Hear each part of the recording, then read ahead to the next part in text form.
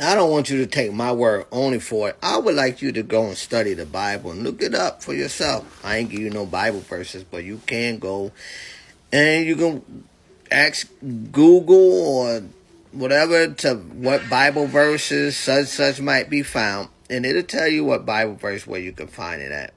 And go look it up and study it for yourself.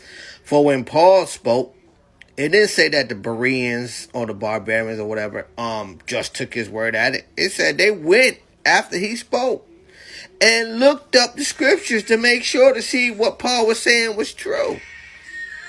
So that's what I want you to do. I don't want you to just take my word for it. Plenty of times, that's why the body of Christ is messed up now, because people never want to go look at the Bible. They don't want to go do the research. They just want to take somebody at their word, and somebody could be telling you a lie.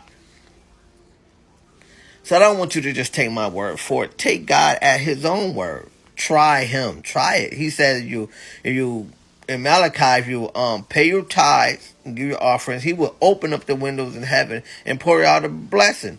That word try, he said to prove him, to save. You know what I'm saying? I ain't telling you this. I ain't say prove him and see. He said it. And if you do it, he said he will pour out the windows, pour out a blessing. And also in the New Testament it says, give and it shall be given unto you, pressed down, shaped together, running over, shall the same way that you give, the same way men will give into your bosom. But there's going to be more than what you give. It's not going to be the exact thing. He's always doing above and abundantly above and beyond all that we may ask or think, Paul said also in the teachings.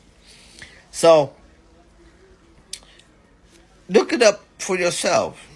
Study it for yourself. See what God says by his own word.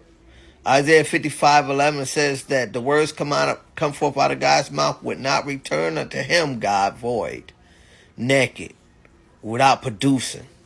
If you sow that, when God sow that seed of his word, it's going to produce a harvest. Because he said also in there that as the rain comes down from the heaven, that and the snow comes down from the heaven and waters the earth and gives seed to the sower and bread to the eater.